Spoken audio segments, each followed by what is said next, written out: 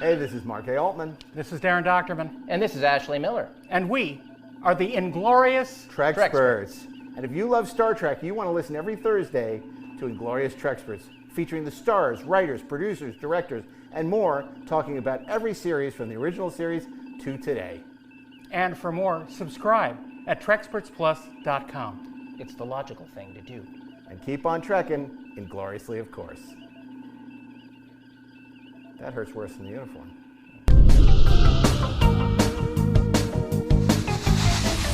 New episodes available every Thursday, wherever you listen to podcasts. Or subscribe today at trekspertsplus.com. But keep on trekking, ingloriously, of course. Antes de ser Optimus Prime, ele era Orion Pax. Antes de ser Megatron, ele era D-16. Antes deles serem rivais, eles eram amigos. Todos os Transformers têm uma origem. Você está pronto para descobrir? Vem aí, o filme de origem mais aguardado da história. Transformers, o início. Dia 26 de setembro, somente nos cinemas. Meu nome é Cairo Santos e eu sou o kicker e único brasileiro jogando na NFL. Cada chute, cada jarda conquistada, cada passo me levou para mais perto dos meus sonhos. Agora, a cada R$200 em compras com seu Visa cadastrado, você tem a chance de ficar mais perto do sonho de assistir ao Super Bowl 59. E usando o seu cartão de débito, você ainda concorre a prêmios diários de até R$1.000. Não importa o tamanho do seu sonho, dê o primeiro passo. Visa, apoiando seus passos aonde você quiser chegar. Interrompemos esse podcast para perguntar: quem você quer ser? Designer, engenheira, pedagoga, administrador.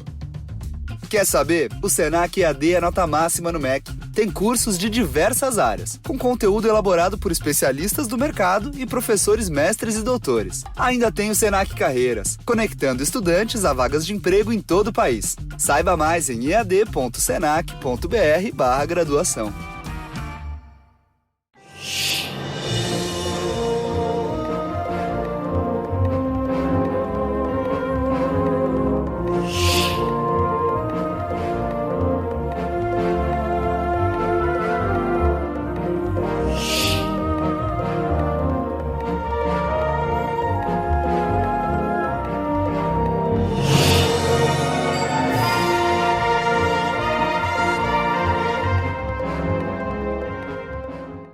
Hey, this is Mark A. Altman. This is DAREN DOCHTERMAN. And this is Ashley Miller. And we are the Inglorious Treksperts. Oh my God. Sad. It's just sad. You know, we need a little countdown clock. It goes 3, 2, 1, and then Treksperts. Treksperts. But you know what I respect about our repeated failure to do this correctly, in spite of hundreds of attempts, is that we don't cheat like other podcasts would. We don't pre-record the an editor opening and make it perfect. That's right. Nobody kind of moves around the dialogue so it sounds like we're doing it at the same time. We're just idiots, and we own it because we respect you that much. You noticed that on some other podcasts where they like suddenly move to the pre-recorded stuff. It's like they record like the closing, all the promotional stuff, and like all of a sudden they like pivot to like the end. And it's like you could tell like that's where they dropped in the recording. You know, like, oh, for the next 10 minutes, it's all like, oh, the credits and all this stuff we record, and we're just using the same. See, we do it every time. We record it fresh and new, and doesn't screw up. It keeps it interesting. That's right. They're lazy and not fun like us. By the way, I got to tell you, another podcast I think that does it right is the Spy Hards. They just dropped their show from Star Trek Las Vegas, which was the panel we gave them on our man Bashir and Spycraft and Deep Space Nine with Ira Bear, Ron Moore, and Robert Hewitt Wolf. And they did a terrific job. Really interesting interview, really interesting insights from the team. So it just dropped. So if you have a chance to check out the Spy Hards on their podcast, Scott and Cam, I can't tell you which one is which, but Cam and Scott and Cam, they're both, I like them both. So it doesn't really matter that I don't know who's who. But they're great guys, except to them, right? But to the rest of the world, it doesn't matter because they're both awesome. So they're very awesome. So you should check out their really great podcast. Spy Hards. If you're a Bond fan or Matt Helm or just Spy Game, any espionage, Tinker Tailor Soldier Spy. I mean, this was the perfect subject for them. Spies like us. With Garrick and everything else, and they did a really nice job with that. So, and I know that the team that everyone was really happy. And Ira's tough. Ira's tough to make happy. So I wanted to give him a first rate interviewers, and I think they did a fantastic job. Because I didn't hear it. People don't. It was so funny. Remember, guys, people in Vegas would keep coming up to us to say, "What'd you think of my panel?" And then we'd laugh because we're like, we didn't watch your panel. Like, we had nothing but time to sit around and watch other people. The whole reason we have other people doing these panels is to give ourselves a break, Sweet because Jesus, I barely saw my own panels. Yeah, I couldn't keep my eyes open during our panel. I mean, I'm still recovering from Vegas. Yeah. So it's so funny. And it's like, so it was nice to sit back in the car and listen to the Spy Hards and say, oh, thank God, they did a really great job. Like a brand Everyone new said they experience did. every time. Yeah. So anyway, check out the Spy Hards at wherever you listen to podcasts. You won't be disappointed. They do a great job. I think we've all done episodes of their show. I haven't done mine yet. I'm okay. hoping to soon. Yeah, great. No, that's awesome. In Defense of Moonraker? No, that's not your episode. That ain't me, babe. Not defense. Yeah. No, that's my episode. No, I don't know I don't remember. I was I was talking about my book. Nobody Does It Better. Oh. Available in hardcover, paperback, and in audio about the history of the James Bond saga. Which is, I have to say, one of my better books. People say, what's your favorite book? I said, 50-Year Mission, the Bond book, the Galactica book. Those are probably my favorites. Well, the John Wick book was pretty good too. The interviews in your book about Moonraker don't treat it very well, so I'm happy to hear it. But because it's not about what I think. It's about That's interviewing correct, people and that's good. and what they think. It's a real good thing. So, but what do they know? What do these people know anyway? Uh-huh. Nothing. They know nothing. If you want to hear us talk about Moonraker, you want to join us on Deck 78 at Super Sci-Fi 79. That's our great panel we did with the Spy Hards. And also we had Jesse Alexander from Alias and Adam Malin from Creation. Yeah. We also talked about good movies. Well, we did. We talked about all the Sci-Fi 79, Time After Time, The Black Hole, Star Trek: The Motion Picture, Alien. It was a really great panel. I wish we had more time for it. It was a great panel. Yeah. That should have been a 90-minute. I especially liked every time Adam would lean over to me and say, that Darren, he's really knowledgeable. He really knows his stuff. I like that. Only if I'm asked about Alien or Star Trek: The Motion Picture. I'm like, no, he's a real Trekspert. I didn't know at the time. He's also a Peabody Award winner. Yeah. Peabody Award winner. Mr. Peabody. Mr. Peabody. Sherman.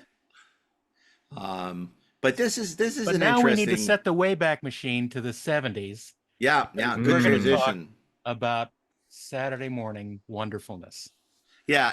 This was great because we kicked it off by giving everyone who attended this 9:30 a.m. panel cereal to get them started. It was Saturday morning. We gave them all a box of cereal, and we shared if they came in pajamas, Star Trek or any other pajamas, or Star Trek: The Motion Picture uniforms, as Ashley pointed out. We gave them pop culture coffee from our friends at Pop Culture Coffee. They're doing branded coffee, Star Trek branded coffee. That seems to be very popular. I don't drink coffee, but I understand it's great. They should hopefully come out with Mr. Sulu's tea. I would get that. I'm a big tea drinker. Which, as I mentioned last week, we found out in flashback, Tuvok brewed for Sulu. Always wanted that vexing Tuvok's a mystery brewer. Yeah. answered for me. What a backstory. What a backstory. Well, that's Voyager for you. Explain who made the tea. Wow. We got the tea on tea. Okay, Who so put the tea in me? but this was great because we tracked down. This was really fun. William Simpson, who played young Spock, he's the young Terran, half You're a Terran, dirty Tyrann. half Vulcan. And what great stories! What a great insight into the process of making animated television in the my early God. 70s. Wait till you hear what happened to him. Yeah. It's amazing. It's crazy. It's the, now animation is taken so seriously. I mean, Ashley, you were the showrunner for 3 years on a Netflix series, Dota: Dragon's Blood. You created that based on the very popular game Dota. What was it like for you? It must have been, to hear these stories. You must have wanted to cry. Oh my God, man. Well, first of all, I thought I had two simultaneous reactions to William Simpson's story about how he got recorded. Don't spoil it. I'm not going to spoil it. I'm just going to say half of me was horrified. Half of me was like, oh, golf clap. Brilliant. Just brilliant. What a savings. So it's just My Grabthar's hammer. What a savings. Grabthar's hammer. What a savings. But obviously we'll talk more about it after the the segment is played. But I'd love to know, because I know, casting was such an important part of the process, as it should be for you. So to hear the way that Filmation put these things together. I mean, it sounded almost like it took place in a back alley somewhere. Yeah, it does. Hey, kid, come here. You want to buy an E? Shh. Hey, kid, you like Saturday morning shows? You want to be in Want one? some Frosted Flakes? Darren, I want to ask you, Yes. Basically, one thing that Rod Roddenberry said is that he would love to see the animated series get redone with state-of-the-art CG. Because he feels there's so much value, written by original Star Trek writers, that the stories are great. The storytelling, for the most part, is pretty great, or pretty good. That in a way, a lot of people say this is the 4th and 5th season of the original series. Is that something you think is feasible, or would you like to see, or do you have a different opinion about that? I think it would be fun to do. I think it would be fun to watch once. But I think that the sound of the voices on all of them are so separate from actually being recorded live on a set that I think it'll sound weird. But I think it'll be, it would absolutely be interesting to watch and see how it can be made. I mean, you could fix the sound issue to make it feel a little more alive. But it's like, but you're talking about a process that makes it way more expensive than I think Rod fully understands. Of course. People go animation, think, oh, that's going to cost nothing. Oh, it just does not. And the question is, how stylized do you make it? Do you make it look exactly like an original series episode, or do you do some of the strange angles that were in the animated? I think that's a big decision to make. Dun, dun, dun, right. Are you going to look like Prodigy, or are you going to look like Love, Death, and Robots? Now I can give you a price difference on how much it's going to cost you per episode. Right, because the Uncanny Valley is still a pretty big valley. Yeah, not quite. That's the real big valley. Not as big as the one that Lee Majors was in, but still, that's a reference for you kids out there. Yeah, I was going to say Barbara Stanwyck, but okay, you had Lee Majors.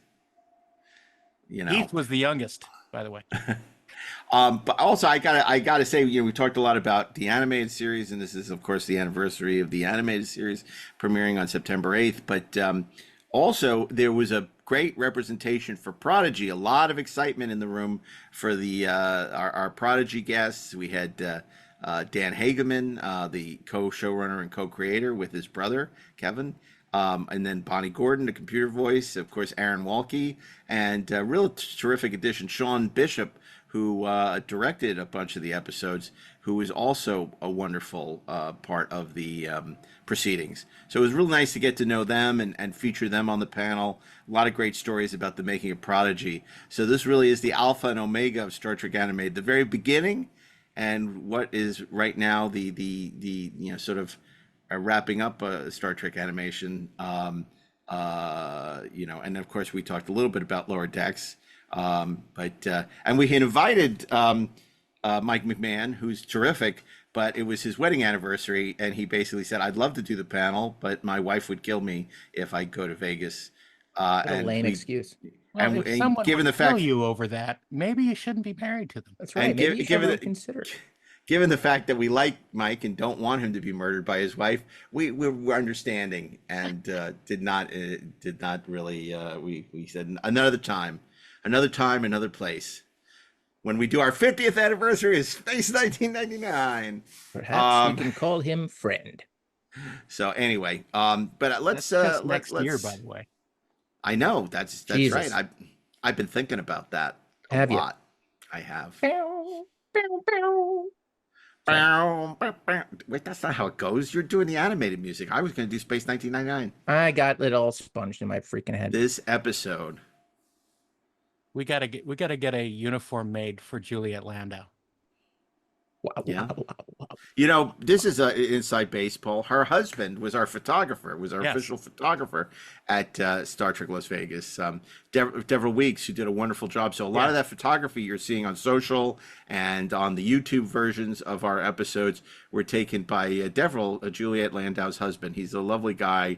He is the president. He's not just a member. He's the president of the DAREN DOCHTERMAN fan club. I did not realize that he had, I guess, never met DAREN or didn't know him well. We actually never met.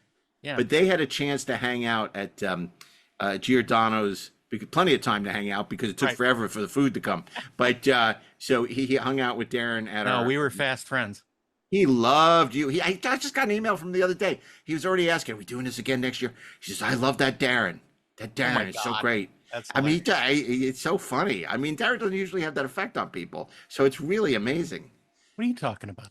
Well, I mean, he's like in love with you. I mean, you know, in a manly way. It's like the Romulan commander and Kirk. The Man-DAREN Love Association. So North American. Nandala?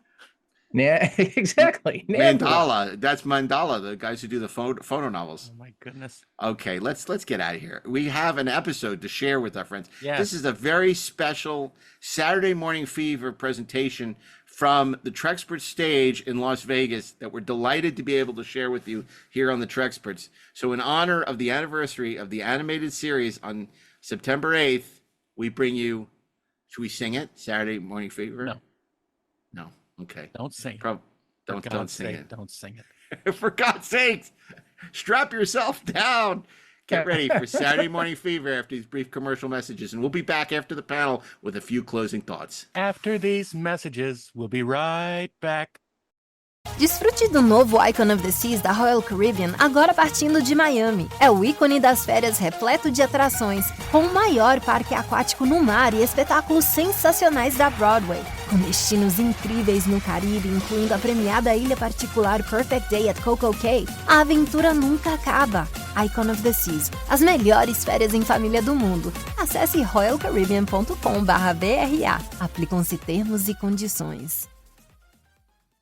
Clube Social apresenta o Corre do Xamã. Vendendo amendoim na rua ou rimando na batalha, sua história é feita de vários corres. E para não parar, Clube Social sempre foi seu parceiro. Clique e confira a nova versão da música Dias de Luta, Dias de Glória com Xamã por Clube Social. Clube Social, partiu para não parar.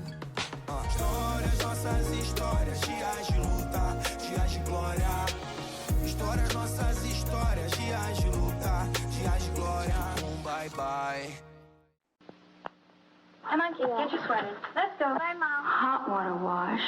Okay. Cold water wash. Pretty clean. Aw, they didn't look that good. When can I stop kidding myself? Right now. Out of the future comes all-temperature cheer with the all-temperature clean. Must have powerful ingredients. Certainly they're powerful. To give you the best-looking wash your world has seen in hot water, warm, cool, cold, and everything in between. Terrific. Now that's white. Cheer gives you a great-looking white in hot water. And in cold water, that's clean. Cheer beats even the leading cold water detergent. Wait till you see my kids tomorrow. I'll be watching. All-temperature cheer. Boy, is this stuff clean and in all those temperatures. All temperature. We'll show you why this Continental wide-body DC-10 is more fun. This is our new first-class lounge where we have an assorted buffet. In Coach, we'll show you our pub. Yes, the pub is back, and it's more fun than ever. With electronic pub pong, it's fun and games all the way. On our wide DC-10 screen, and at no extra cost, we'll show you the best of the old-time serials. I think I know that guy. Try me hands off her. He used to be my idol. we'll show you newsreels of yesterday. We'll show you exclusive interviews with the superstars of sport. We'll show you animated cartoons that are a laugh a mile. Fly Continental's wide-body DC-10s. And we'll show you On Continental Airlines, we'll show you. We really move our tail for you. Well, that was a little trip back to 1973. How great is that? Year, honestly. That Buster Crab Continental Airlines commercial. Oh my gosh, it's so great. Watching Flash Gordon and Buck Rogers serials on the plane, projected on 16 millimeter. That would make me jump. Eating cereal while watching serials. That's right. Yeah. Oh, yeah. That's good, Ashley. Thank That's you. good. Well, we're so glad to see so many of you, here so early in the morning, given how much drinking everyone was doing last night. But you got your cereal. Hopefully some of you got your coffee. So, Don't eat the coffee. Don't chew on the beans. No. Don't crunch on the grounds. Makes That's a lot of not noise. good. No. But we're going to continue our look back and our look forward with just a great group of stretching the Star Trek animation universe from the very beginning to where it stands currently. And we're so delighted. So I want to welcome first from yesteryear, the magnificent episode of Star Trek the Animated Series, the voice of young Spock. So be warned because it's his first Star Trek convention, William Simpson. William.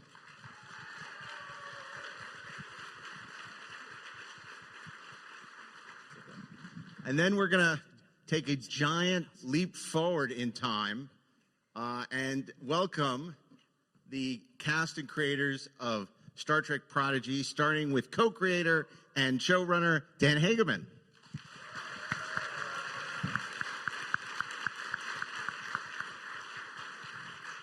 Co-executive producer Aaron Walke.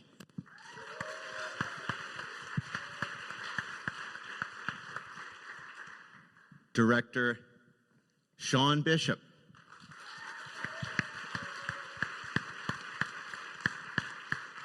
And the Douglas Rain of the protostar, Bonnie Gordon.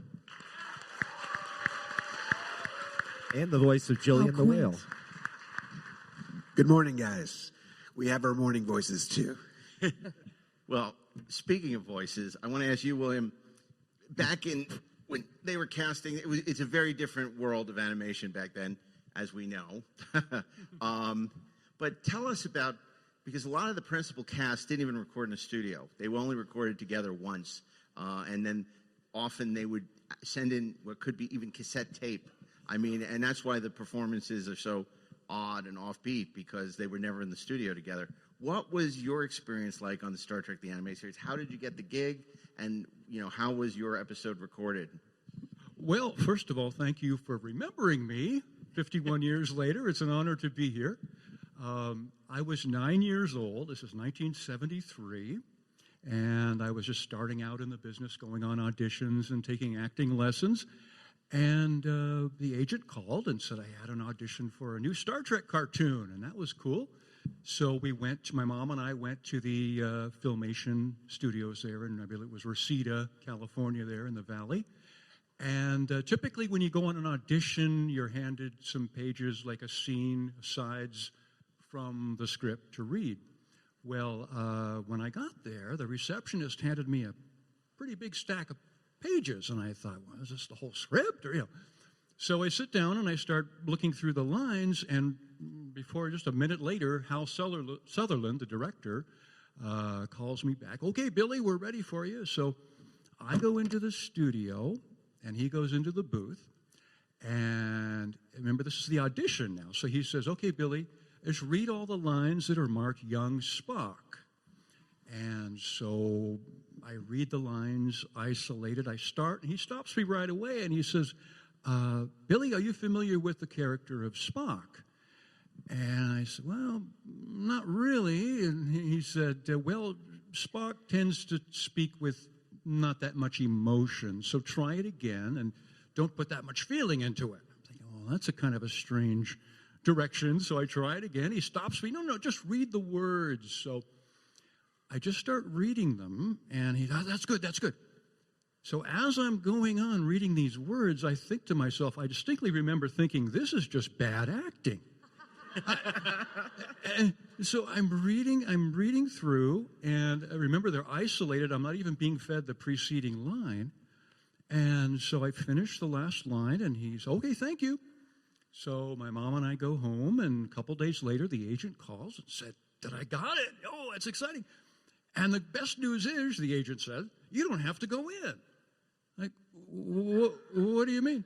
Oh, they're just going to use the audition tape. Oh, my goodness. Oh, my God. And, that was cheap. And I remember my reaction was, no, because I wanted another chance. I was not pleased with that at all. And if you listen, this explains a lot. I'm making excuses a half century later. But if you, some of these words I'm encountering, there was no pronunciation guide for me. There's one line I remember, my Sailot fought a La Mancha in the Langan foothills.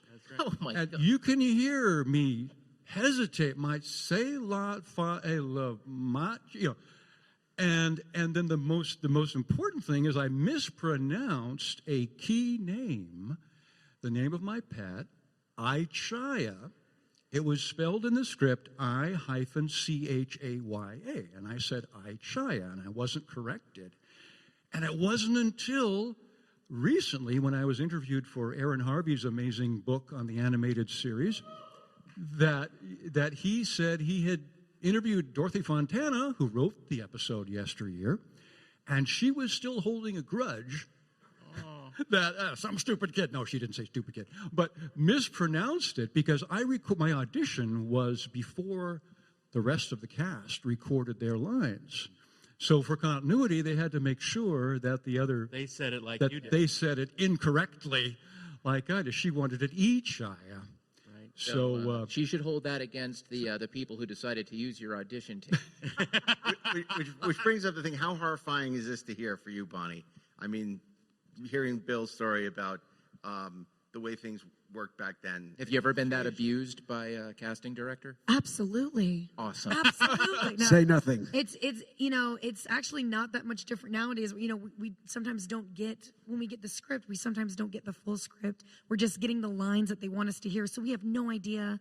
And speaking of mispronouncing names, a lot of the scripts now, everything's in code because of NDA, and they don't want things to leak. So all the names and the projects are all in different weird, code names. So you don't know what you're saying or what you're working for or what you're auditioning for. So that really helps the performance, I would imagine. Yeah. So we have so if they're like, young Spock would probably be like, you're reading for the character Spork. And I'm like, great.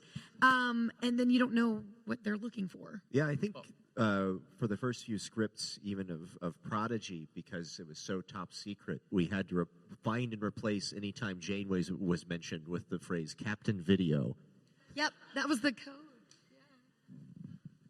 Are you amazed? Here we are, 50 years later. I mean, this is a show that was nominated for an Emmy, won an Emmy. One of the only times Star Trek's first Emmy, right? Was the animated series, and that here we are all these years later still talking about something that they ran your audition tape. I wish I had another chance. It's not too late. Let's get you back in there. The live stage You're reading never of too old Yesteryear to be the young Spock. And because I wasn't even fed the preceding line, there's one line in that drives me crazy, and anybody that listens and follows it will, a line about bringing a healer here. Because I didn't hear the preceding line, my emphasis was totally off. And I have an excuse for that. 51 years later, I'm still... Well, the poor kid who didn't know what the word Terran was. Obviously, they used his audition tape, too. You're a Terran, Spock. What? What is that? That's not a word. Double dumbass on you. We're going to send somebody to the dealer's room to pick up the script, and you'll have your chance to... It's that band, Terran, right? That's right. Yeah. Terran. I saw them in concert once. I love their music. Yes. Dan, I got to ask you, because... at the time, Star Trek the Animated Series was unique on Saturday morning television. It was more adult. It was written by writers who worked for primetime shows, who'd worked on Star Trek. It wasn't the usual what was called kid vid. Obviously, when your show started to be developed at Nickelodeon, a lot of the perception, oh, this is Star Trek for kids. And what you delivered was something that transcended. It was something like Next Generation at its height, appealed to entire families. It was adult, kids could appreciate it, adults could appreciate it. It was not what you thought of as a Nickelodeon show. How much of that was... Thank you, guys. Yeah, when we started it, we wanted this to be a show for everybody, because we know there's going to be some people who, you know, might be scared away by Nickelodeon, might be scared away by animation, but we didn't want to scare away the Trek audience. We wanted them to come in and see that we were treating their characters with respect, that they were important in the story, and, you know, it's been our whole crew's honor to play in the sandbox, and we're so happy that the fans have embraced it.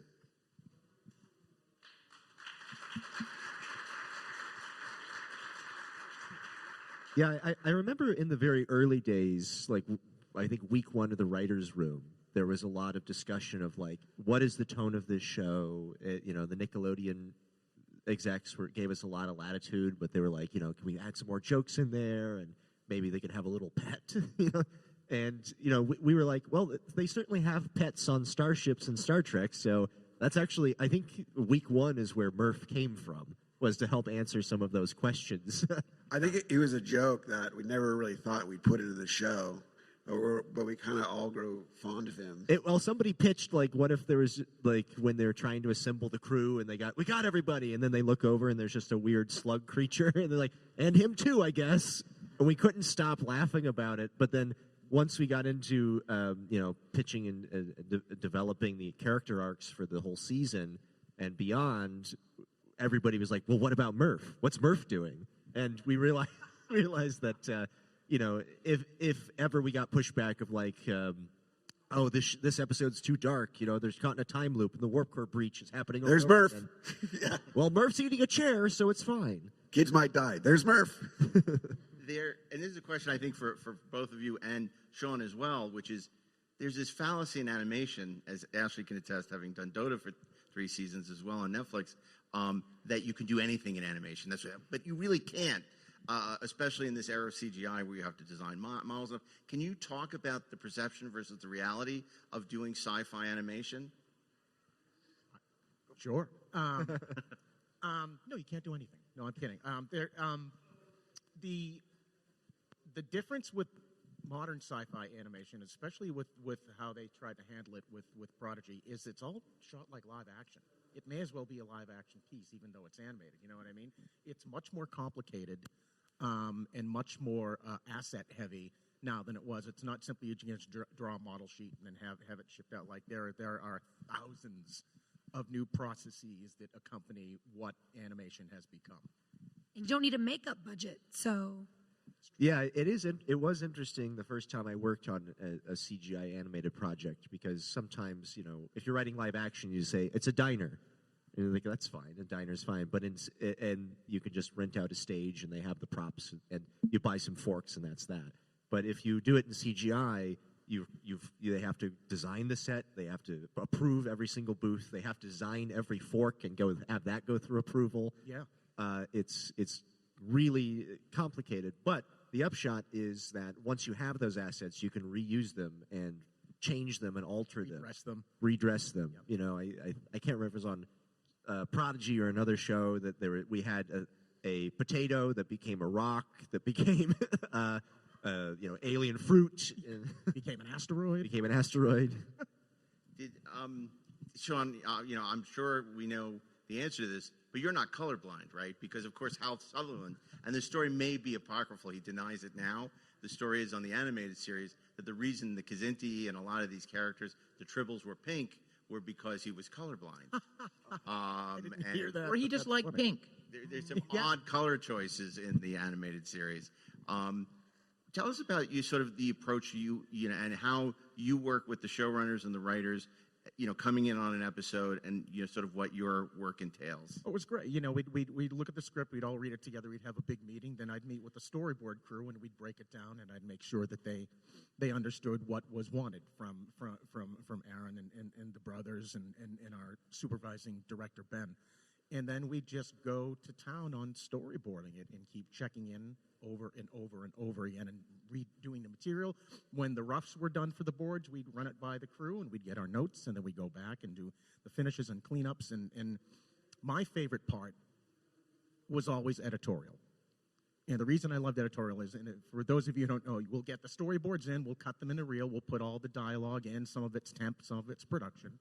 And then we'll basically craft what we want the episode to feel like. Well, for the reels, I could use whatever music I wanted. They're going to rewrite it for the show, of course, but I used all vintage Star Trek. Like, I'd be up at 4 in the morning combing through Amazon being like, I need that musical cue from episode 7 of that thing. You know what I mean? And it's like, and my poor editor, I'll be like, you get a list of notes and like time code, blah, blah, blah, blah, 000. Use the cue that comes in here at 1 minute 45. My poor editor is just like, but it was so fun to hear that original music. In fact, one of the episodes I did where the loom attack, it's where they're in the ziggurat. I used score from Wrath of Khan, and it's the bit where Catherine's in the shuttle. She comes up from behind this thing, and she starts blowing pieces off of the loom to save Consular Noam. And I had sent the Wrath of Khan music out, and we cut it in, and it came back. So I'm watching the scene, and I'm really into Star Trek anyway. So now I'm directing on a show, and I've got Wrath of Khan going in the background. And I'm getting into it, and it's the bit where Catherine comes up. Sorry, Janeway, that's very personal, isn't it? Admiral. You're on a first name basis. It's okay. Yeah. She comes up and she goes, oh, what? She goes, you don't like it when I match my weapons to your phase variants? And she just snarls it. And she goes, well, come at me and tell your friends. And the score goes up, and I go up. I'm standing up, and I go, yeah! I'm yelling at my own monitor, and I go, stick it up his butt, Janeway. That's a completely different panel. Yeah. But I was like, Catherine, go get him! And I realized at that point my window was open. And below I hear, stop. And I look out, and there's a guard just going, staring up at me. And I was like, not you, sir. Not you, sir. Sorry. That was for someone else. And I just closed the window. Then you hear, not your butt, sir. Not your butt. Not you, sir. Please go back to trimming the verge. So, Sean, when you started your boards, you said sometimes you had the full records and sometimes you didn't. Did you have that more often than not when you were putting together your animatics and doing editorial, or did you generally more often have scrap? Prodigy was great. They were on their game. We usually had all the dialogue that we needed, and if we didn't, it was small workarounds. Honestly, I've had some where like you didn't get the dialogue until the day before the board is due, and then none of your acting matches the reads, and you're just like, but no, Prodigy was Johnny on the spot with that. Yeah, I think the only tricky part I think sometimes was once we saw all the episodes together, or in a not completely finished, but a near completed state, and the animatic was locked. We would realize, like, oh, we've changed something in a different script, so we need to have a pickup here. And sometimes we would realize that a little too late, and then we were like, well, it's already animated. But then we're like, wait, Zero doesn't have a mouth. We can just give Zero some expository line, and it'll be fine. Dan, I'm sure you'd rather be starting your 5th season by now, but you have had the ultimate Star Trek journey, ironically. You have a show that is embraced immediately by a wide range of fandom, and then the plug is pulled. And yet, much like B-Joe in the original series, fandom spoke out. They're flying planes over Netflix and, all of all this crazy stuff. And, anyone who's a betting person in this industry says, well, there's no way, right? That this is and then Netflix picks it up and finishes post on the show, and you have a tremendously successful 2nd season. It's crazy. And tell us, what this meant to you as someone who gave his heart, soul to the show, and what we hope the future might be for Prodigy. I want to say that making Prodigy was a lot of fun, but it was really tough. We went through not only, obviously, a pandemic, but a pandemic in the industry, in the sense of the streamers all converging on top of each other. We didn't know, like, all of our emails had to go to CBS, had to go to Paramount Plus, had to go to Nickelodeon. We weren't sure whose note we had to listen to most. And now Skydance has bought them. And then we're going over to Netflix, and who is in control of the show? We actually still don't 100% know. So we just kind of kept our heads down and just said, let's just make the best show we can make. And then when it didn't air for a long, long time, and we were sitting on it, and we all loved it, and we were just like, we cannot wait for you guys to see season 2. And then you guys saw season 2, and then you guys responded. Yeah, then went to France first, apparently. Yeah. But then you guys responded to season 2, and it touched all of us. I mean, it made it all worth it. All the hardships that we went through, we just felt like we put our hearts in the right place, and we were validated for it. So thank you, guys. Next week, the 3 astronauts face the ultimate danger. General Urko discovers a chilling weapon, a relic of the planet's past.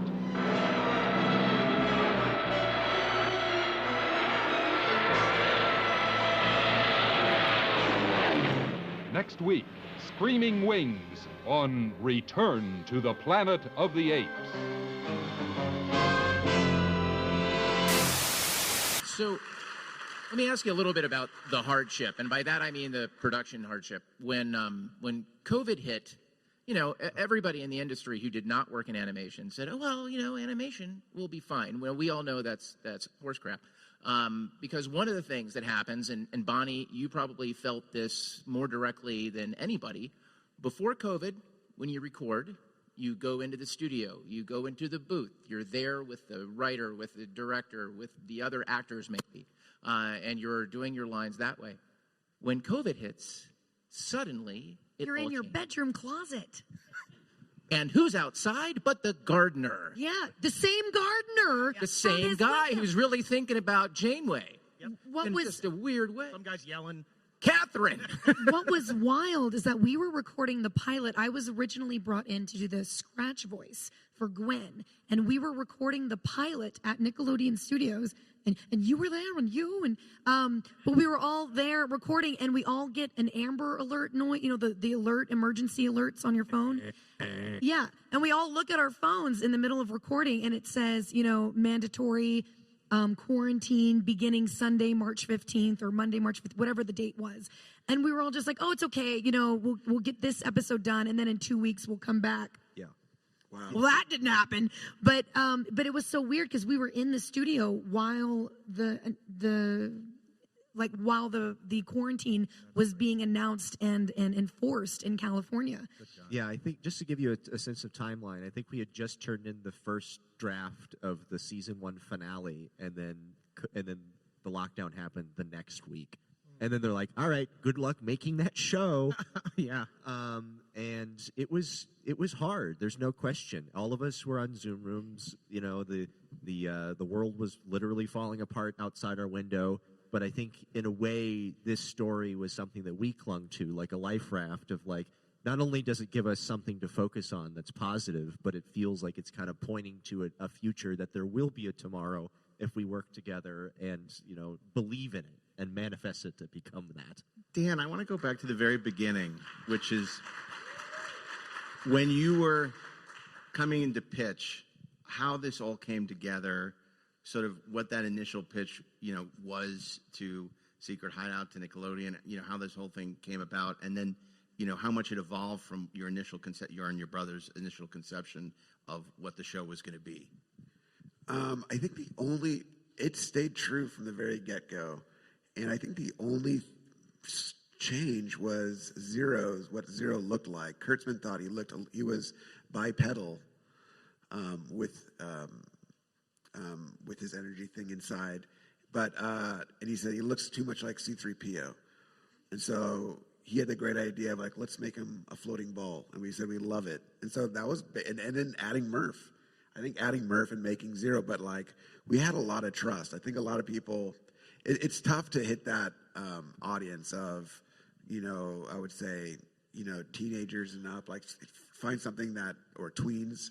And I think a lot of people didn't know how to give notes, which was, in our favor. They're like, this seems dark. We're like, it's okay, it'll play great. They'll be like, okay. Yeah, sometimes you find yourself in this strange position in the industry where everybody just assumes that the other person is giving notes, and then with all like CBS, it's a good position. It is. Paramount Plus, all these people, no one knew who was giving notes. I'm reminded of the story about the original Robert Altman movie MASH, and how they were so busy on their tentpole movies that everyone forgot that MASH was being made, and so they just got to kind of make it themselves however they wanted. And then it became a big smash hit, and obviously kind of reinvented Robert Altman style movie making. No relation. Oh, really? Oh, okay. And in a way that kind of happened with our show, where Nickelodeon had never made a young adult like high-end CGI series with this ambitious before. CBS Studios hadn't made cartoons like this since the days of Saturday Morning. And so both of them just kind of look to us and say, what is it? And we're like, you're letting us decide? Okay, here's the show. Of course, Robert Altman's answer to notes was always F off. So he was not one who suffered fools gladly. I got to ask you, because this show is so infused with a love of Star Trek, whether it's Medusans, whether it's continuing the Voyager mythology. So I'd love to ask everybody, including you, about the Star Trek journey. I mean, you said you didn't know anything about Spock when you went in for that audition as a young 8-year-old, but did you learn were you, after being cast and doing this and having your audition debuts, did you end up watching, Star Trek? Was it ever something that played a part in your life? I did reading the isolated lines in the audition, I really didn't grasp the story of that particular episode of Yesteryear. But then, of course, watching it when it was broadcast, I was really taken aback on the gravity of the story, the fact that it dealt with euthanizing a pet.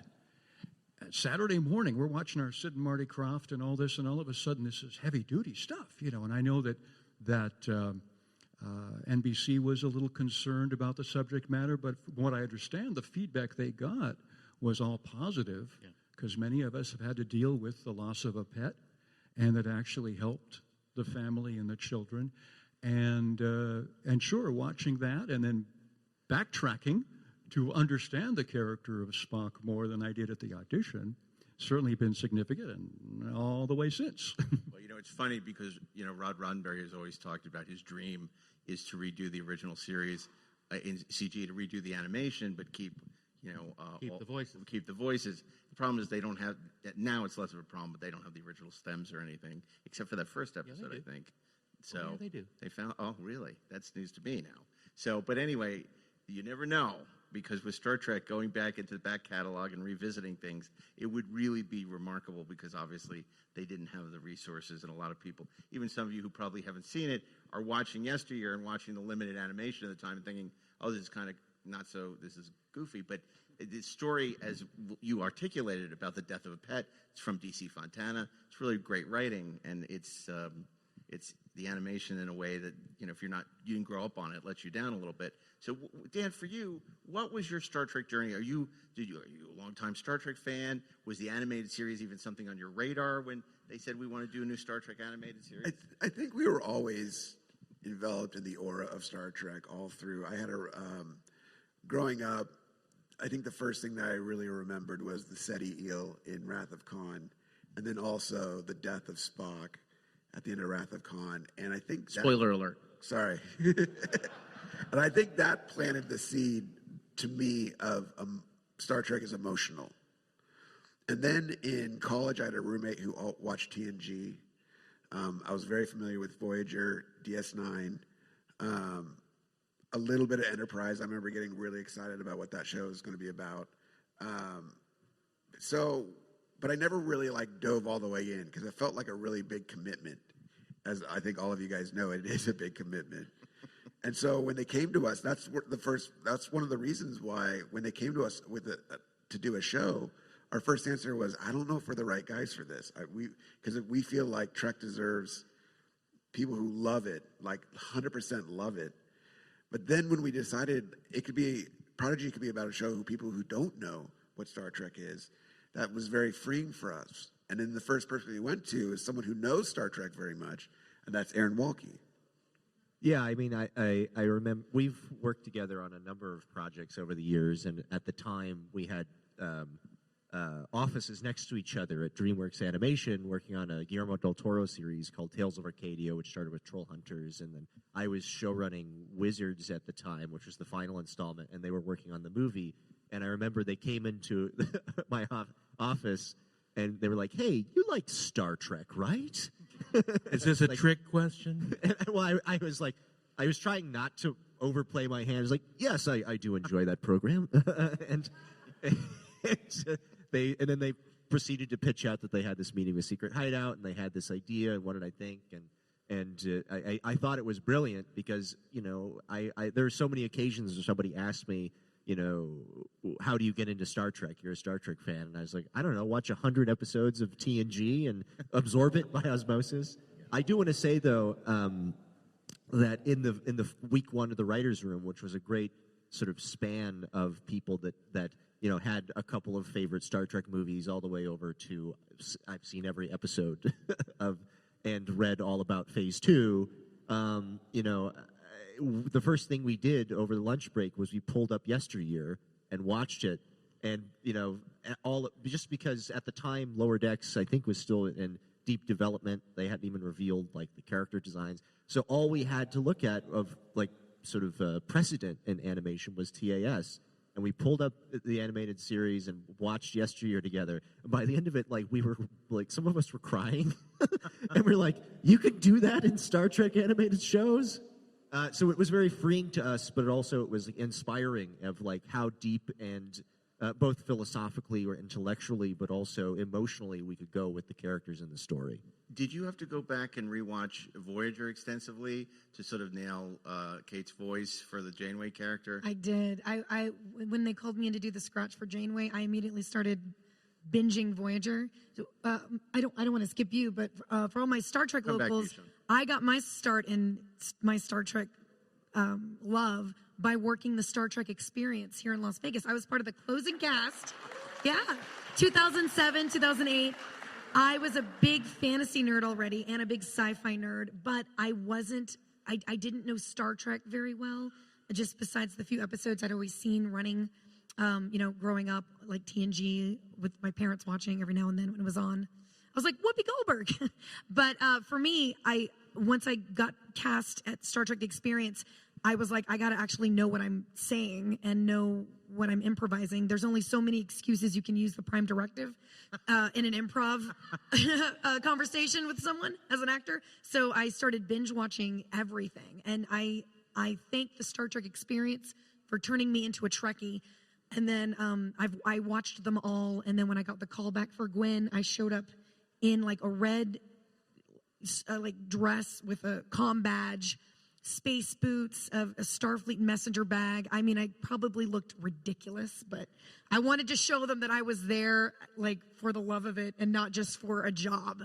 So yeah, Star Trek is really, really special to me because, and thank you to Vegas, thank you to Star Trek The Experience for turning me onto it. But yes, I did binge Voyager to get the cadence. My voice is very tired right now. I'm not going to even attempt to do Janeway right now. But And we threw down the gauntlet to her. We invited her to dinner with Kate. And by surprise, I go, Kate, Bonnie, you should do your Kate voice. And I was, and she's like, I hear you do my voice. And she was, and I'm like, very not stern. really. She's like, let's hear it. That's terrible. Let me hear it. Do it. And so I did something. She goes, I don't sound like that. You sound like Katharine Hepburn. And then I tried to, and then I tried to say, well, you know, you do have a certain like old Hollywood charm and air to you. And she's like, are you saying I speak affectedly? Yeah.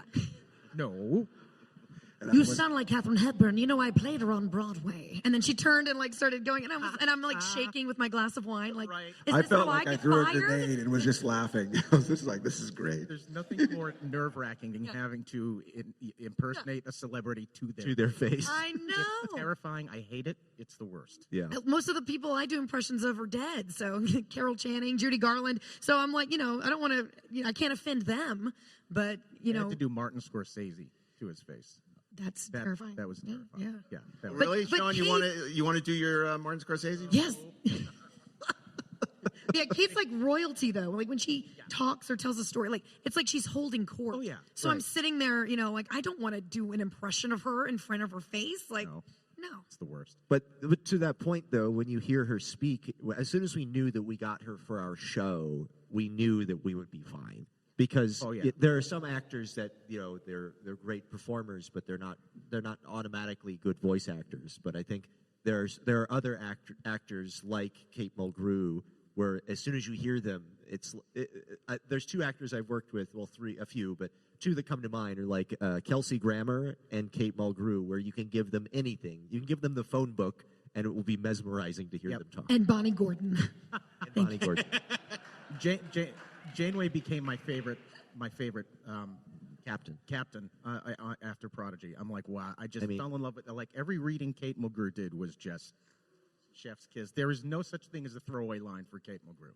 Not at all. She's consummate. And you're right. She really is vestiges of old Hollywood, of that almost like mid-Atlantic faux speaking staccato that they do and stuff. There's Transatlantic. There's still some of that there in her. Dan, I want to ask you if Kate was part of it since the inception, because you kind of limiting yourself to, if she says no, what next? It was kind of what we went through on Free Enterprise with Shatner. What was your situation with? Was it part of the original conception? And did you have a plan B? We would have constant conversations of like, what if we don't get her? And I remember we were in a Nickelodeon room, and the thought occurred to us that maybe we might not be able to get Kate. That was a dark day. But what was hilarious was someone kept accidentally calling in on, this was before Zoom, on a video conference, and it was Shaquille O'Neal. And he's like, what's up? And we're like, I don't think this is your meeting. He's like, okay, sorry, click. So you could have gotten Steele for and then like 10 minutes Was later. hologram Shaq going to be an option? Because I want to see that episode. 10 minutes later, he joins again. Hey, what's up, it's Shaq. We're like, this is a Star Trek. He's like, that's cool. We're like, do you want to be a captain? He's like, Cap Shaq, let's do it. I wasn't going to be able to do his scratch voice. Thank you, Kate. Janeway said yes. Thank you, Kate. Yeah, so that would have been very different. Plan B, I think, would have been just a new character that was a hologram, but we didn't want to do that. And then as far as the ship that was going to pursue them, I think we entertained for a couple weeks, like, what if it was Riker on the Titan? Yeah. And then as soon as we proposed that as a backup plan, Secret Hat was like, you should talk to Mike McMahon. It turned out that he had just turned in a script for the season finale where Boimler goes to work on the Titan, which I guess great minds think alike, but that was an occasion where we're like, all right, I guess we'll have to put a pin in Riker for a second. For a second. We forget that we're all in the same sandbox together, and we have to play nice. Yeah, it's interesting that, there was so many shows in production. It was, even Star Trek at its height in sort of the 90s was never had as many shows going at once. I mean, and Mike and Terry were dealing with the same thing, where Lower Decks had some issues with Picard, and Picard had issues with Lower Decks, with stuff that was, potentially getting too close to each other. So, yeah, dealing with the other Trek shows must also have been somewhat challenging, just to make sure that you kept your sandbox separate from their sandbox. Everyone had to share their toys. Learn to work and play well with others. Yeah, and we always kind of looked at that, to borrow a phrase from a colleague of ours, Mark Guggenheim, he would call them problemtunities, where if there was an occasion where two different stories or two different shows came to the same conclusion that, for instance, they wanted to use Wesley Crusher, we would have, then we're like, oh, that's interesting, let's have a conversation about that. And it gave us a chance to connect directly with other shows like Picard and tell a story together that kind of continued that journey of that character. And it was that in particular was a very intimate, conversation with Akiva and with Terry, to where Akiva was generous enough, even in the season 2 cameo that he wrote, to send us the script and then make changes to it so that it adhered to what was coming up 2 years later. As I think I said yesterday, there's references to, a star is born but a ship is lost, which is the protostar exploding, and a civilization falls but a new species thrives, which is the fall of Solum and the rise of the Loom. But all of that was just nobody knew what that meant when they saw season 2, but then that they got to see it 2 years later, like, oh, it's all connected, and those were those opportunities that arose because of that. It just gave me goosebumps.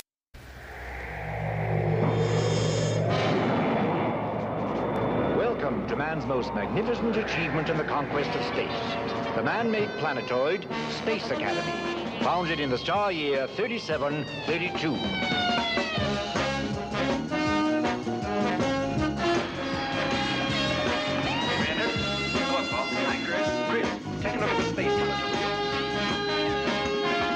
Here we have gathered young people from the farthest reaches of all the known worlds. They have been chosen for their unique abilities and are being trained to cope with the mysterious, the unknown, the unpredictable dangers lurking in the vast darkness of space.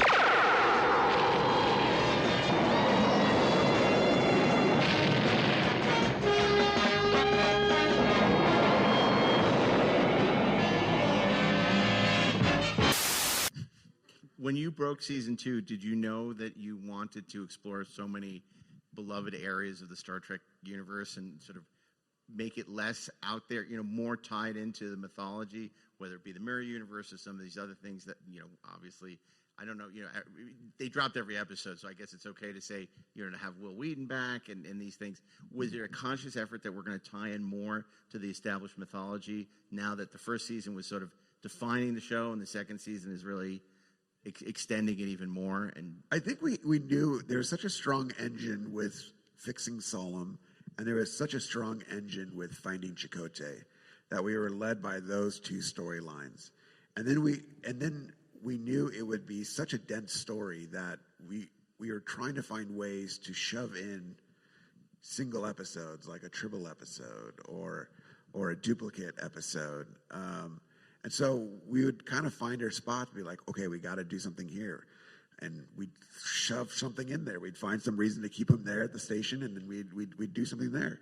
So, and then in terms of with Wesley, with Will Wheaton, that was a situation where Jen Murrow had brought it up. And when we discovered about how in TNG he became a Time Lord, and that a lot of people were afraid of, how do we use this character? He's like super overpowered.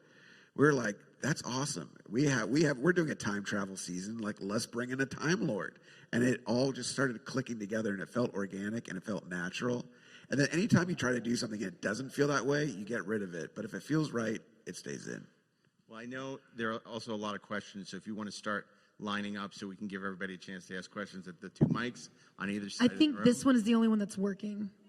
Oh, it did work. Start working now? Okay, never mind.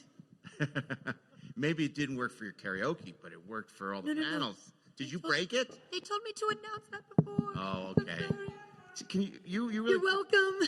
You really put together a really great ensemble of actors for this. And I just wonder if you can talk a little bit about the casting process. How much is it? Obviously people worked on shows before for you that you like and can do the job. And how much was it finding and discovering all this great talent that you put together? We had some. Liz Paulson was an amazing casting person, and she brought Ella Purnell to us, and we were like, Ella Purnell is just amazing, and she's blowing up right now on Fallout. Yeah, she wasn't Ella Purnell when we cast her. She was this girl has a really husky voice. It's interesting to listen to, and now she's on 3 #1 shows on TV. Someone brought up that in Ella Purnell's name, there's LLAP, live long and prosper, in her name. So I just thought it was kind of cool. It's kismet. That's awesome. But yeah, I mean, sometimes we would go in and say, we think Dr. Noam should be played by Jason Alexander. We know he's a Star Trek fan and has been on Star Trek. Jason Mantzoukas were like, we needed like a young-sounding Danny DeVito. No offense to Danny DeVito. And it was Jason There's Mantzoukas. such a thing. That's a good Angus Emery, I remember very early on, I had watched this movie called The Boy Who Would Be King, and Angus Emery was in it with Sir Patrick Stewart, he played a young Merlin. And he had this way about I can't even do it. But we were like, that's the sound. It's like, it sounds androgynous, but it just sounds perfect.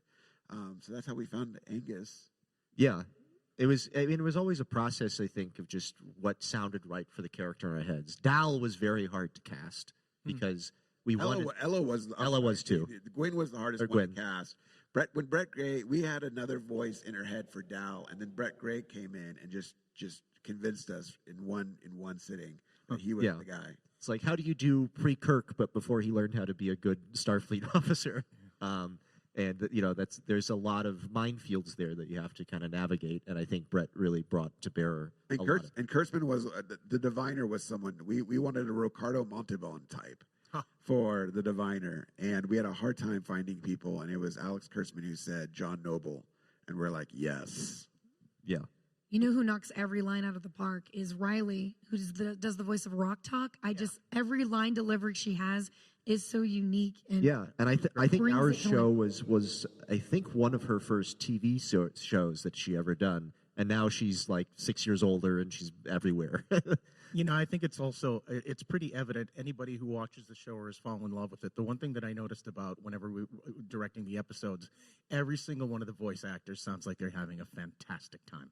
They sound like they're having so much fun, and I think that energy comes through in the show. I want to share Riley, who is 8 years old. Her mic checking, when she would check the mic, she'd be like, "I like Skittles. I like Skittles. Skittles. Give me Skittles." Great. That was also my mic check. So that was really weird. Let's go to questions, because I know we only have a few minutes. I want to give everybody a chance to ask their question. Go ahead. Yeah, I was really glad that you brought back the Xindi reptilians for Prodigy. Mm-hmm. But, I mean, it seems that the Federation and the Xindi reptilians are in better terms, but we don't really know much about their history, ever since they destroyed Earth. So if we get more Prodigy, do you think we'll see more Xindi reptilians and just learn more about the history ever since they tried to destroy Earth? Yeah, I think anything is certainly possible. We always look at it like, despite the production order, everything that Enterprise happened.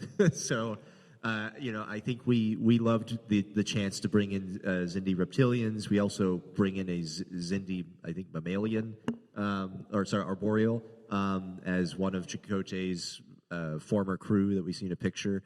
And we love playing with that sandbox and adding little touches to canon. Well, we will save money by bringing the Xindi back. So that's true. So, but we love adding little touches that might spark your imagination, where one line can kind of open up a whole avenue of what happened in those 200 years or what have you. Trek is well known for making bottle elevator episodes where, because of budgetary concerns, they restrict the special effects, they keep the cast count down, etc. So the joy of such episodes is that they can focus on character development, things like Shuttle Pod 1, The Forsaken, Duet. Do the animated versions of Trek follow the same formula and reasoning for a bottle episode, even though they may not face the same budgetary challenges? And I'm thinking of Time Amok from Season 1 and Imposter Syndrome from Season 2. Yes. The answer is yes. I'll give another story on Troll Hunters. We had an episode where all of time was frozen. So we didn't have to animate it. So we didn't have to animate it. Characters are just running around frozen, and it works. So there's always a way. I think you see that in most. There's always an episode where there's like an evil twin or a double. That's just the production saying, please give us a break. Don't introduce a strange new world quite yet. Let us finish the first one. Or we're trying to save money to spend in another episode later. Yeah. First, as someone who was 13 years old when TNG premiered, I thank you from the bottom of my heart for finally bringing Wesley Crusher back into the Star Trek universe. It's very satisfying to see him back. I also just wanted to say that two of the most emotionally affecting moments in all of Star Trek for me have been the episode Yesteryear of the animated series and Supernova Part 2 in Prodigy, and in particular, the sequence where the kids realize they need to abandon ship and leave the only home that they had ever known wrecked me emotionally, wrecked me hard, and I want to thank you for that, for wrecking me emotionally. Whatever emotions you wanted to land with that, it succeeded with this guy right here. I was wrecked. So on behalf of the crew, thank you. Our job is to make you feel things. Yes, you certainly did. And Thank I you. wanted to just invite you to comment on how that whole sequence came together in anything you feel like saying about it. I mean, that was there in the original pitch, so we knew we were getting to that moment. And so when we got to that moment, we took a lot of time to get it right. And it took a lot of time, and it took a lot of patience, but we knew that that was the ending we all wanted, and that was the ending we were so excited about. And the same thing about season 2, the ending of season 2 is another thing we were so excited about. We love endings. Because I think that it's great. montage, oh gosh, it gets me every time at the end. But thank you very much. Go ahead. Hi, so first I wanted to thank you guys for giving us a show that I was able to use to get my 6-year-old into Star Trek for the first time. Yes. And I love it. Yes. That's some good parenting right there. It was, yeah, we've been watching every night at dinner. But my question is, what was the decision or the thought process of connecting so directly to what happened on Mars and interacting with switching the uniforms to pre-Picard and that whole connection? Because I thought it was absolutely brilliant, connecting directly to Picard like that. Just like the prior question, that was the ending we knew we were going to get to. It was really exciting. I mean, what really stuck with me was this idea that these kids could be a beacon of light outside the boundaries of the Federation. And I just thought that was so beautiful. That just encapsulates exactly what the show is. And also, again, we were living through a pandemic. And so I think we were influenced by our surroundings. Yeah, I think Picard in particular in season 1, we knew it was coming because obviously it's how Picard season 1 opens, and our writer's assistant, Deandra Pendleton Thompson, was the writer's assistant on Picard season 1, and she was a staff writer on our show. But when you really look at it, you only see maybe 8 minutes of 2385 from the perspective of Captain Picard on the worst day of his life, and we wanted to make it clear to the greater Trek fandom and also just, I guess, the universe that everything is told from many different perspectives, and just because there are bad things that happen in the universe does not mean that we can't pick ourselves back up and reach down to help others in those dark moments and rebuild and find a new way forward. And that's kind of what the message we wanted to articulate with that connection. Hello. Hey, as a lifelong Star Trek fan, just wanted to thank you guys for, just making something really great and also bridging the Doctor Who and Star Trek universe. Now that meta world is in my head and real, which is wild, wanted to know if you guys ever thought you'd bring any of the actors from maybe the Doctor Who reboot in as do a cross-universe nonsense adventure. Could be fun. I mean, I think I speak for all the writers, certainly, that we love all science fiction. Doctor Who is absolutely no exception. As I think has been stated at San Diego Comic-Con, it's up to the lawyers, really. But I'm not opposed to it, especially considering both universes acknowledge each other and our multiverses, so there's no reason that in the grand scheme of all the many quantum parallel timelines, one of them couldn't be a Doctor Who universe. Would be sick. Do Doctor Who and Wesley. Thank you. Doctor Who and the Holodeck. Yeah. Bill and Ted. It's a holonovel. Hi, thank you. My question is, if there was a season 3, what storylines or Voyager alums would you be mulling interested in doing, would you be interested in exploring that you're kind of brainstorming in your head that you thought about? I'm interested to go deeper in Jacob Pog. I feel like he's a character who's very much a comedic relief, but there's depth there. So yeah, I feel like every season we were like, this is the season we're going to do a Jacob Pog arc, and then inevitably there's so much going on, and he works so great as just the sort of tough-nosed engineer that just kind of is like, I guess we got to do this now. We haven't had a chance to go deep on his sort of emotional journey, but we'd love to do a Jacob Pog arc for sure. As far as other more specifics, I think we're hoping for a season 3, so you'll have to wait and find out. Or perhaps if I can pitch right now, a Vulcan healer, perhaps played by Bill here. That's a great idea. Balls through a time Here, lift. another chance. Nice. You got to say everything right, though. That's right. Only one audition tape. He'll come prepared for his audition. Go ahead. Thank you. I read for the multiverse episode that one of the universes you guys considered visiting was one where Voyager had been assimilated by the Borg. Yes. Can you share what we were going to see in that one? So it would have been this. I think we had a draft that was written where it was the final level where they escape your universe and they finally get to the bridge, but the bridge doors open, but it looks like the interior of a Borg cube, and they realize that the Voyager had been completely assimilated. And in my mind, that is the same universe from Parallels where you see Riker and he's like, "We can't go back, we can't. The Borg have destroyed the Federation."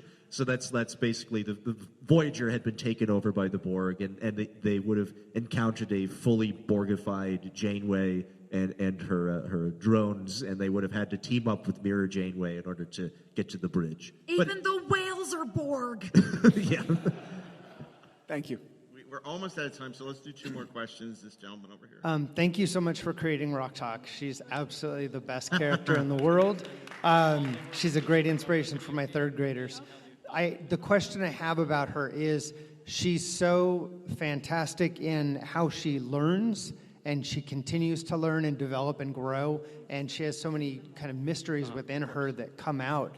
Was that planned, or did it come and evolve more naturally? We talked to Dr. Erin McDonald about her journey to be a scientist, to be an astrophysicist. And she talked about, she tried out many different sciences, and then she found one that she felt like fit. And we thought that was really interesting. So I think you'll see in season 1, Rock Talk tries to be a meteorologist. Rock Talk tries to do different things. And she's like, she's not quite right. But then when she finds out that there's a science about alien creatures, she's like, that's the one. So we feel like Rock Talk is the heart of this crew, and I think she will always be the heart. Yeah, and even as a science officer, we love the idea that failure in science can still yield knowledge and help you grow and find the truth. And that felt like a really great message for anybody to hear. Yep. Last question. Hi there. I wanted to know, how involved were you guys in the development of the Supernova video game, and what were your thoughts about the finished product? We had heard pitches about what they wanted to do, and we made sure that it aligned with what was going on in the show. We were like, okay, they can't find the ship, because that's the whole thing of the next season, or the next 10. It was supposed to exist, I think, between episode 10 and episode 11 of season 1. And it was great, and they got Brett Gray and Ella Purnell to do the voices.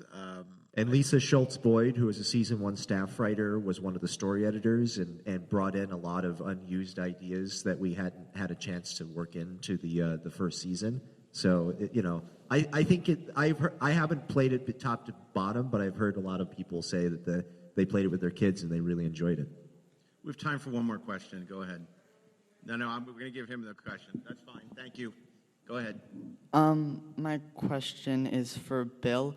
What has your relationship with Star Trek been since the animated series? When TNG came on, did you watch it? And have you kept up to date with what's been going on in Star Trek? Oh, I would say peripherally. That certainly, introduced me to it as a child. And I've kept up with the other Spock iterations over the years, and have certainly had a relationship in that respect. But it's you can't escape Star Trek, so it's around us all, and I'm honored to have been a part of it in the early days. Thank you. Thank you. Good question. I'm going to give you the last. Come on, so you can ask a question. Let's get you in here. So Dal is a very strongly characterized person, and that has resulted in a bit of a love him or hate him kind of effect. Was there ever a temptation to make the protagonist of Prodigy someone a little more bland, but maybe had wider appeal? No, because we wanted to start him out as the worst captain ever. And we got that point across. And the beauty of the show is we want to see him become the best captain ever. And so that doesn't happen at the end of season 2. Season 2 is just another step in his journey. And we can't wait to, again, season 3. Command proficiency, 0.2%. Well, there's always a sliding scale with likability with a character, and I think that you never know how an audience or an individual audience member is going to react one way or the other. But I think what I have seen over and over again is most people, when they watch the show, they even people who are skeptical of Dal, by the end, really appreciate the journey that he went on, and so I'm quite proud of that. But everybody loves Murph. Everybody loves Murph from day one. Murph. I'm so grateful to the cast and creative brain trust of Prodigy, to William Simpson from Yesteryear, who's going to be signing at the Inglorious Treksperts booth for the next hour, so catch him. This is his first Star Trek convention, so be nice. You guys will be around the rest of the weekend, I'm sure. Yes. Come find my table for merchandise. Yeah, and if you see us around, stop us, say hi. We're here all weekend. And I'd be remiss in not asking you, is there anything everyone can do to keep beating the drum? Is there any way that they can help persuade Netflix or just spread the love? Just tell people there's a show. It's great. Yeah, so tell somebody who hasn't seen the show to check it out. Buy the Blu-ray, buy the merchandise. The Blu-ray, I think, was #1 sci-fi show on Amazon. We beat Furiosa, and we were in the top 10. So you guys are already doing it, but just keep it up. Furiosa can't get a break. Unbelievable. Well, thank you guys. It was great having you. Thank you So much. Thank you, everybody. everybody. Stick around. Thank you. For millions of years, Earth was fertile and rich. Then pollution and waste began to take their toll. Civilization fell into ruin. This is the world of the 25th century. Only a handful of scientists remain, men who have vowed to rebuild what has been destroyed. This is their achievement. Ark 2, a mobile storehouse of scientific knowledge, manned by a highly trained crew of young people. Their mission? To bring the hope of a new future to mankind. Ark 2 log, entry number 1. I, Jonah, Ruth, Samuel, and Adam are fully aware of the dangers we face as we venture into unknown, maybe even hostile areas. But we're determined to bring the promise of a new civilization to our people and our planet.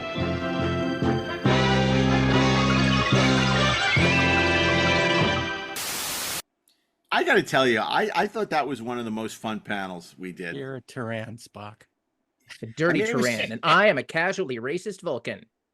The only thing I missed was, Aaron Harvey was going to come, but then he had some health issues, and with the COVID surge, he did wasn't a great book about the animated show. So great. He did a really, that coffee table book is beautiful. And he was going to be on the Chronicling the Chroniclers also. So it was a shame that he wasn't able to join us, but that book is really a thing of beauty. I know on Trekspert's Briefing Room, an entirely different podcast, they did an interview with Rich and Aaron about that book. And if you have a chance, you should check it out. Peter and Lisa interrogated them about that book. But yeah, this was great. I'm really glad. It was great to see all the enthusiasm for Prodigy as well. A lot of passion in that room for that series now airing on Netflix, season 1 and 2. So you should check that out if you're interested in learning more, or just a fan already. Would you like to know more? And of course, a very happy birthday to Star Trek. September 8th, the big anniversary. 1966. Someone remembers. We're getting that much closer to the 60th anniversary. It's the 58th anniversary of Star Trek. 58 years. My It's God. extraordinary. It's full of stars. Well, Star and Trekking. we're 60 years from them starting to work on it, starting to develop it. Yeah. 'Cause that No, started in absolutely. 60 64. years since the Cage. So it really, in a way, we're celebrating the 60th anniversary of Star Trek, for the next 2 years. Yeah. And we're going to Yeah. be doing some special things here on the Treksperts as we wind this podcast down to its inevitable conclusion. What? Because we kind of like Star Trek. Well, I'm just saying, after We the like that 60th, Star Trek. I mean, let's celebrate the 60th, but after that, I don't know. Celebrate the Syndicate. We'll have to talk. I just don't know how much. I don't know if we can go on indefinitely with We've this. heard talk from you like this before. Yeah, look, we did the cliffhanger with the Borg once, right? And then everybody knows, you can only get away with it once. If you try to do it No, two I keep times, you trying to get dissent, out, and but it's they not as pulled me good, back in. right? When That's you all get I'm your saying. evil android twin brother who comes on and tries to get us assimilated, it's just not going to work. I'm not talking about leaving the show. I'm talking about the show leaving the show. I'm just saying at some point we got to stop. Is this a contract negotiation ploy? No, I'm just saying after 7 years isn't. Well, I guess we can't stop at the end of time because we got to go to the 60th anniversary because we're the ones who are going to celebrate like Star Trek the way it should be celebrated, as opposed to Remember, not. Mark, every 7 years is Pon Far. So That's we right. got that to look forward to. Really? That's right. Bring on we're Susan go Oliver. looking for another podcast and start rubbing fingers. Hey. What? That's Darren's job. That's my job. Finger rubber. I walked up to Robin at Las Vegas and I reached out my fingers and she reciprocated. It was magical. I love that.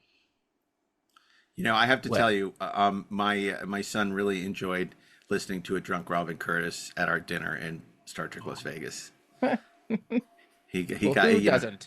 For one night he got to experience the Trekspert bus and truck tour. She's so delightful. Everyone. Yeah. What a great time Vegas was. I mean, now we can look back and say, oh wow, that was a great time. Yeah. But in the midst of the hurricane, Yeah.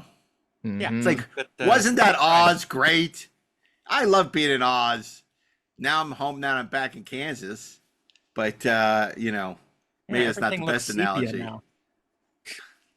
I mean, it's like, the Wicked Witch was chasing me, the flying monkeys. I dropped a house on a witch. Yes. But put this rag on your head. We would all like to be in Oz. That's great. Good for you. I mean, I don't know, but it was looking back, it was just great. I think part of why Vegas, in retrospect, was so great was so many of our friends of the show and friends of our friends who were actually friends, had such a great time. Like the feedback was like universally positive. And then Creation got amazing feedback as well. So it was like such a positive experience in retrospect that it makes me happy. Me too. And I didn't get hit by a scooter. No.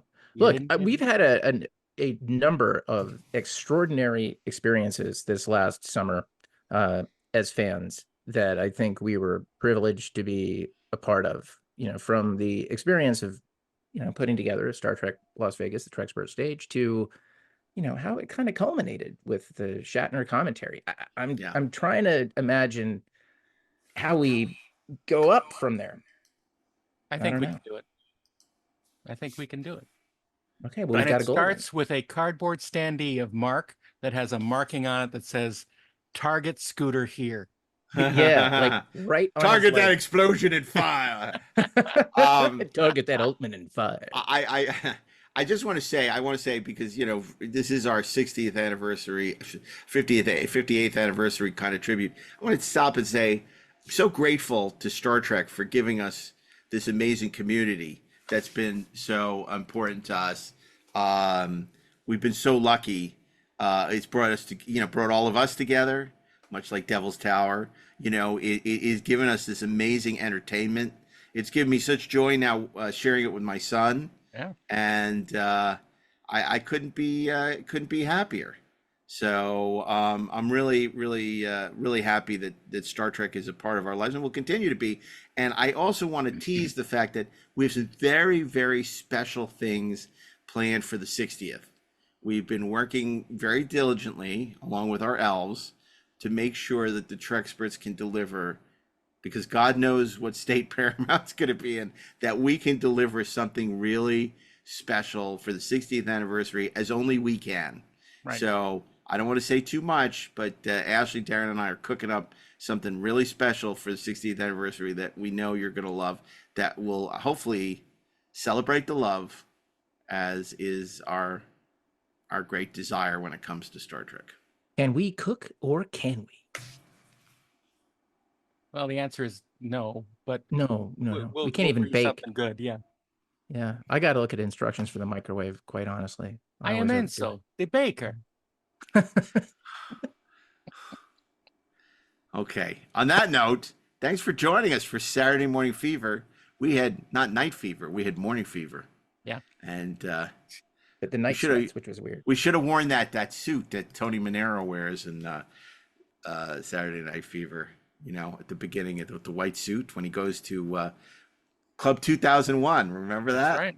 Club 2001. Yeah. I wonder if Doug Trumbull used to go there. I don't think so. Kubrick. No. Okay. Anyway, look, it's been a pleasure. The disco obelisk kind of rises. Continue the conversation on our Discord channel. Look at the show notes if you need an easy link to find us. Of course, on social media, it's simpler to find us. You go to Inglorious Trek or Inglorious Treksperts on your favorite social channel. And of course, you can subscribe and get access to commercial-free episodes of the Treksperts, as well as exclusive Deck 78 and early drops of Deck 78 episodes at trekspertsplus.com. And we'll be announcing our screening schedule for the fall, which will be only for Deck 78 subscribers, available on our Discord channel. So that's lots going on, and I think we're planning some special surprises. Also, for those who are backers on our To Boldly Go campaign, we'll be dropping some exclusive episodes of the podcast just for our To Boldly Go backers. We'll have some big news on that shortly. That'll be part of our 60th anniversary celebration. So stick with us here at Inglorious Treksperts, and don't forget to check out our video episodes on YouTube. And you can make it a Treksperts celebration all week long with Ashley, Darren, and Mark. What could be better? Where quality never goes out of style. We're trying out new catchphrases all the time. So on behalf of Ashley Edward Miller, Darren Docterman, myself, Mark A. Altman, keep on trekking, ingloriously, of course.